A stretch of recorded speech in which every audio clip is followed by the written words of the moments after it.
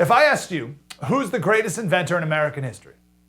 I think most people, 9 out of 10 people would probably say Thomas Edison, right?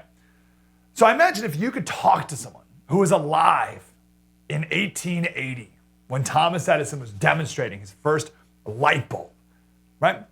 I would imagine if I could talk to that person, they would say, oh, like what was it like to live during the time of Thomas Edison? And they'd say, oh, it was spectacular.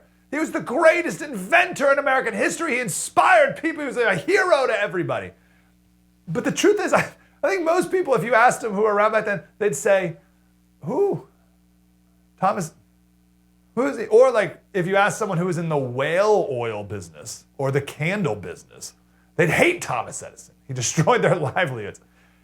And I think today we might be living at the same time as our era's Thomas Edison and Elon Musk. And most people, you and I, we know who he is, but most people in the country are like, who?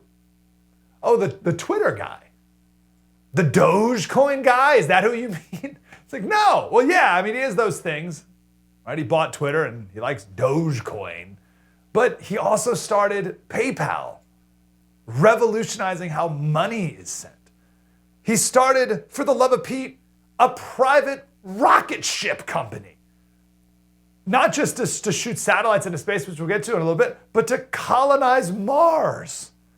And then, of course, Tesla. And then, like on a whim, he's like, I'm going to start a tunneling company to solve traffic issues. And then Neuralink, which does it's just a little tiny thing. They just connect people's brains to each other via a computer chip inserted in the brain. That's all. We'll talk more about that one later. But he's doing objectively incredible things. He's one of the greatest entrepreneurs of our lifetime. He runs like 5 companies. And most people know him as the Dogecoin guy. Or the guy who dances like this or whatever, right? It's like, no, I think we should know more about arguably the greatest inventor and entrepreneur of our lives, right? The, if you will, Thomas Edison of our era. We need to know who this man is. And another reason, right? So we need to know who he is because he's doing incredible things, period. Also, we need to know who he is because I don't trust him. I think a lot of conservatives recently, ever since he came out with Twitter, a lot of conservatives have jumped on the Elon Musk bandwagon because he's owning the libs. Like literally, he bought Twitter. So like, he owns the libs. And he's said recently some very pro free speech things, which is now the conservative position to have. So conservatives have embraced Elon Musk, right? It's exciting. We have in our tent the richest man in the world, right? We have Tony Stark is on our side. And like that's cool, but I also just want to be like, I'm pretty sure this man does not have the same worldview that you and I have. He may be right, and we agree on freedom of speech, maybe some other things here and there, and the Tesla's a cool car, no question, but it might stop there. I'll just say this, Elon Musk is not a conservative hero, right? Let's be careful about who we trust. Now, I don't think Elon's like political at all, really. Like he's on like an entirely different plane of thought as regular people. He's trying to build a colony on Mars, okay? Like he's not like up on the day-to-day of the cable news cycle, I imagine, right? But he's not grounded in a Judeo-Christian worldview. There's no question, that's a fact. He's not grounded in a Judeo-Christian worldview. He doesn't have it, right? He wants to put computer chips in people's brains so that we can communicate telepathically. That's his Neuralink company. That's not like a Christian, right? I feel like a lot of Christians would be like, man, I don't know if that's such a great idea. His theory is that the greatest inhibitor of technological progress is the speed of our thumbs, right? Like I want to say something and I want to text someone and I need to like swipe, click. It's like a whole thing, right? So he's like, this is archaic. So his goal is to bypass the thumbs entirely, bypass phones entirely, and just put a computer chip in your brain so that you can think something and then communicate it to somebody else who also has a computer chip in their brain, right? Now the problem with this, I don't know if he stopped to think about it, or if anyone's stopping to think about it, is if you're connected to something, like if you're automatically connected to the internet like the Matrix, then something's connected to you. And how will you be able to separate between your thoughts and the internet's thoughts. Or what's the new Department of Homeland Security Disinformation Governance Board? Holy dystopian Orwell is that, right? So if you're connected to the internet, then the government's Disinformation Governance Board is also connected to you and your brain. You want to talk about thought control, information control, when all the information and the propaganda from the internet and the government is implanted into your brain? This is a power that no one has ever dreamed of, or maybe if anyone's dreamed of it before, it's been like absolutely impossible, but now it's real. And there's one guy who's controlling that technology. Like, no one should be trusted with that power. The power that Elon will have over your brain is something no one should have. But if he's going to have it, we should darn well know who he is. Make sense? That's why we're here today. Maybe even a little less sci-fi-y. Elon has all these satellites up in space. His goal is to shoot up 42,000 satellites around the planet.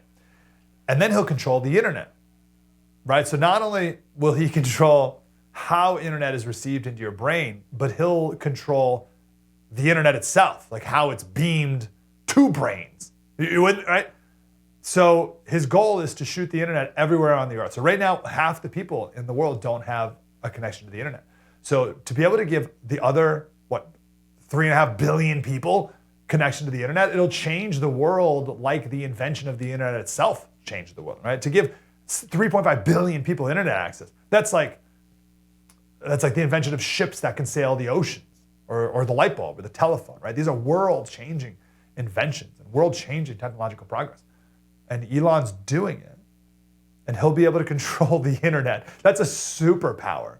And you say, oh, Slater, control the internet, that's a little much. I don't know. When Russia first invaded Ukraine didn't have internet for a while. So some government official just went on Twitter, before he owned it, just went on Twitter and asked Elon for internet. And Elon, like a couple hours later, wrote back, he's like clicking a few buttons, and he's like, oh, you got it now. You got internet, Ukraine. Now that's great, right? Elon has free speech principles, and he's like on the side of Ukraine or whatever, right? I don't know. But if you have the power to turn on the internet,